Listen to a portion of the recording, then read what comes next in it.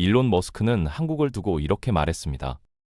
세계에서 가장 먼저 사라질 나라이면서 동시에 돈의 감옥에서 가장 먼저 탈출할 나라라고요.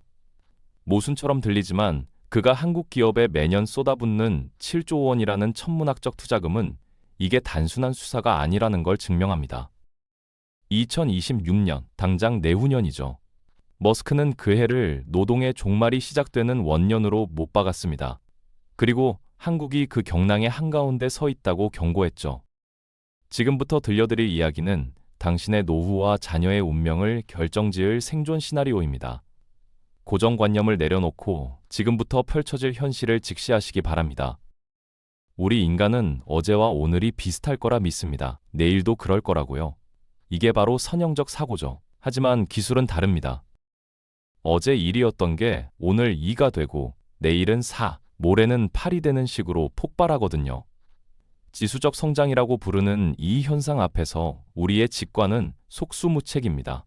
2022년 챗GPT가 등장했을 때만 해도 사람들은 신기한 장난감 정도로 여겼죠. 그런데 불과 2년 만에 무슨 일이 벌어졌는지 아십니까? AI가 미국 변호사 시험과 의사 시험에서 상위 1% 성적을 찍어냈습니다. 10년 공부한 인간을 단숨에 제쳤다는 얘기입니다. 더 무서운 건 여기서 끝이 아니라는 겁니다. 신규 AI 모델은 이전 모델보다 10배에서 100배 더 강력해지고 있고, 이제는 스스로를 업그레이드하는 단계에 진입했습니다. 재기적 자기 개선이라고 하죠.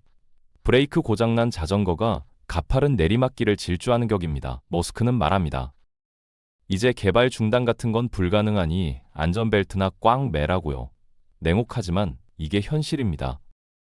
실리콘밸리의 AI 경쟁을 단순한 기업 간 경쟁으로 보면 큰 오산입니다. 이건 국가 패권이 걸린 핵전쟁 수준의 사활을 건 싸움이거든요. 구글이 양심을 발휘해서 개발을 멈춘다고 쳐보죠. 그럼 어떻게 될까요? 마이크로소프트가 시장을 독점합니다. 마이크로소프트도 멈춘다?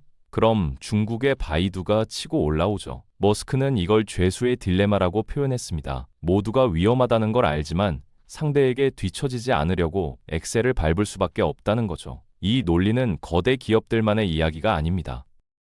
당신 동네 골목 치킨집도 마찬가지예요.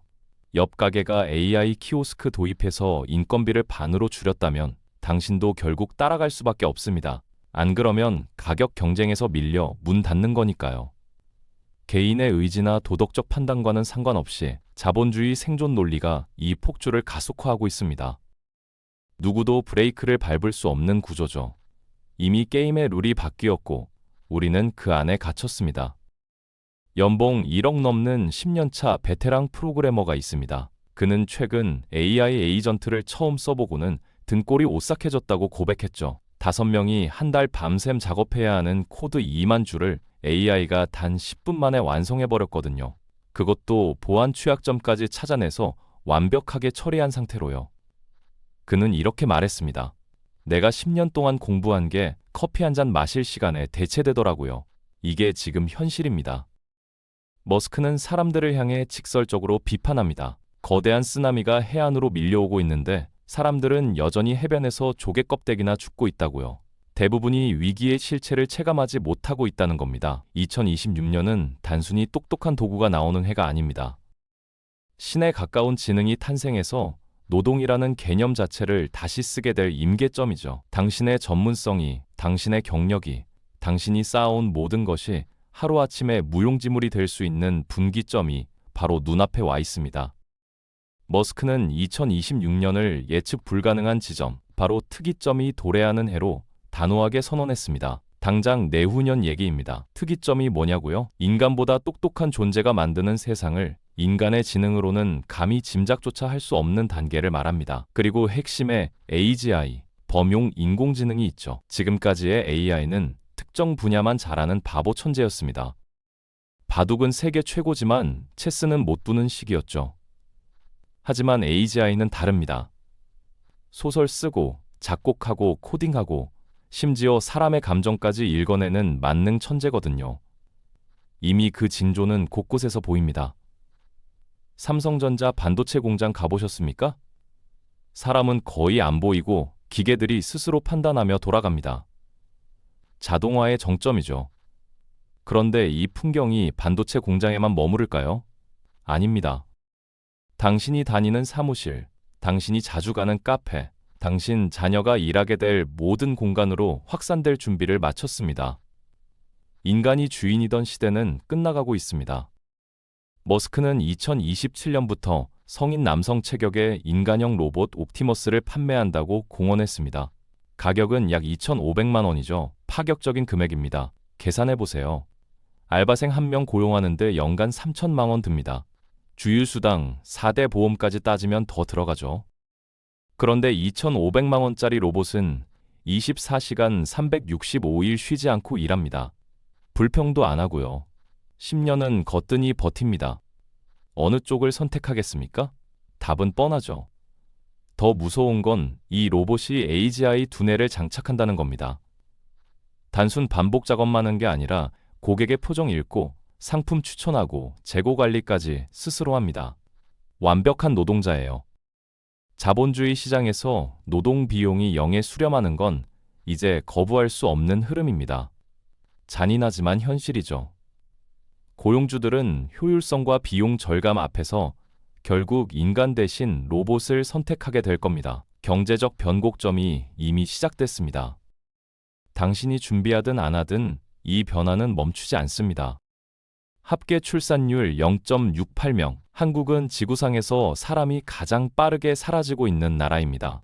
그런데 아이러니하게도 바로 이 이유 때문에 한국이 로봇 혁명을 가장 절실하게 받아들이는 나라가 됐죠. 동네 빵집 할아버지 이야기를 들어보세요. 구인난에 몇 달을 시달리다가 결국 로봇 반죽기와 AI 재고 관리 시스템을 도입했습니다.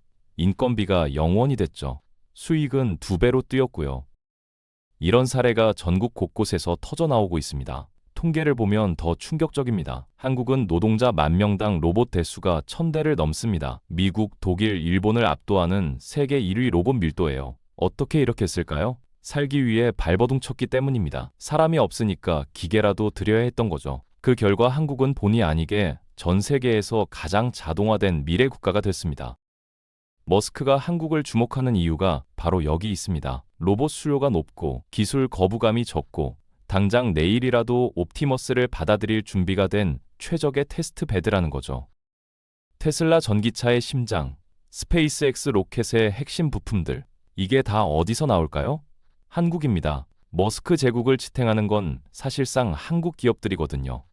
배터리는 LG가 공급하고 자율주행 반도체와 메모리는 삼성과 SK가 책임집니다. 조선은 하나죠. 머스크가 이들에게 매년 지불하는 돈이 약 7조 원입니다. 천문학적인 금액이에요. 삼성전자는 아예 테슬라 전용 반도체 생산 라인을 따로 운영하고 있습니다. SK하이닉스의 HBM 메모리는 머스크가 AI 개발에 쓰는 슈퍼컴퓨터에 필수적이고요.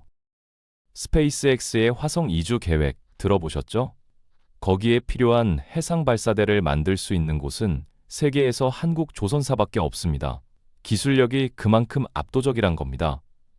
머스크에게 한국은 단순한 협력사가 아닙니다. 자신의 꿈을 실현할 병참 기지죠. 그러니 인구 소멸로 한국이 무너지는 걸 가만히 볼 리 없습니다. 로봇을 지원해서라도 한국을 살려야 할 절박한 동기가 있는 겁니다. 7조 원짜리 혈맹은 그냥 만들어진 게 아닙니다. 로봇이 노동을 대체하면 무슨 일이 벌어질까요? 인건비가 사라집니다. 그러면 물건과 서비스 가격이 폭락하죠. 경제학에서는 이걸 타화폐화라고 부릅니다. 계란 한 판을 예로 들어볼까요? 지금은 양계장에서 사람이 닭 키우고 사람이 트럭 몰고 사람이 마트에서 진열합니다. 인건비가 층층이 쌓이는 거죠. 그런데 이 모든 과정을 로봇이 한다면요? 가격은 이론적으로 수백 원대까지 떨어질 수 있습니다.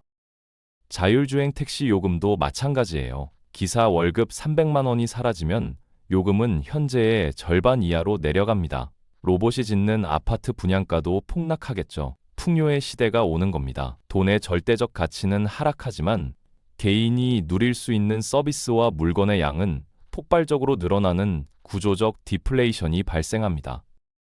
그런데 여기서 함정이 있습니다. 소득이 없는 상태에서 가격만 떨어지면 그건 재앙이거든요. 물건은 싸졌는데 살 돈이 없으면 무슨 소용입니까?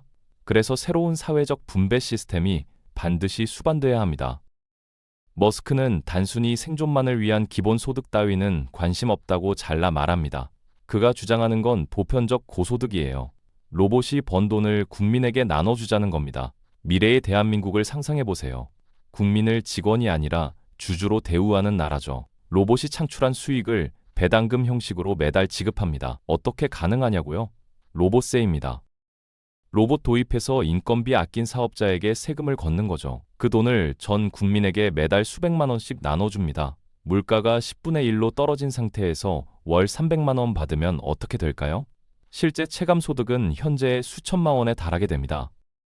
노동에서 해방된 인류는 이제 창조적인 활동에 집중할 수 있죠. 의료기술 발전으로 수명은 150세까지 늘어날 겁니다. 그 긴 시간 동안 돈 걱정 없이 인간만이 할 수 있는 가치 있는 일을 하는 거예요. 예술이든 연구든 봉사든 선택은 당신의 몫입니다. 돈의 감옥에서 탈출하는 첫 번째 나라, 한국이 될 수 있습니다. 유토피아가 오기 전에 반드시 건너야 할 구간이 있습니다. 죽음의 계곡이라고 부르죠. 옛 시스템은 무너졌는데 새 시스템은 아직 안착하지 못한 과도기예요. 이 구간에서 살아남으려면 세 가지를 반드시 챙겨야 합니다. 첫째, AI 리터러시입니다. AI를 도구로 부릴 줄 알아야 해요. 챗GPT든 미드전이든 뭐든 좋습니다. 매일 써보세요. AI를 부리는 자는 주인이 되고 AI와 경쟁하려는 자는 노예가 됩니다. 냉정하지만 이게 현실이에요. 둘째, 생산 수단에 올라타야 합니다. 화폐 가치는 계속 떨어질 겁니다. 예금 통장에 돈 쌓아봐야 소용없어요. 대신 로봇과 AI를 만드는 기업의 주식을 사세요. ETF도 좋습니다. 지분을 소유하는 거죠. 그래야 로봇이 벌어다주는 수익의 몫을 챙길 수 있습니다. 셋째, 유연한 적응력입니다. 과거의 경력이나 전문성에 안주하지 마세요. 당신의 직업은 언제든 사라질 수 있습니다. 인정하는 순간부터 준비가 시작됩니다. 두려움을 버리고 변화의 파도에 가장 먼저 올라타세요. 그럼 AI는 재앙이 아니라 축복이 됩니다. 황금빛 노후의 열쇠를 쥐는 거죠. 3년 뒤 한국은 두 개의 얼굴을 갖게 될 겁니다. 누군가에게는 인구 소멸과 일자리 상실의 지옥이겠지만 준비된 자에게는 노동 없는 자유의 천국이 되죠. 일론 머스크의 경고는 공포를 주려는 예언이 아닙니다. 새로운 문명으로 우리를 이끄는 강력한 초대장이에요. 대한민국은 이미 로봇 밀도 1위라는 기록을 통해 미래로 가는 가장 앞선 트랙에 서 있습니다. 과거의 두려움을 버리세요. 기술이 주는 혜택을 선점하여 황금빛 미래를 설계하는 주인공이 되시길 바랍니다. 변화의 흐름을 읽고 준비하는 당신의 선택이 다가올 난세에서 승리하는 가장 강력한 동력이 될 겁니다.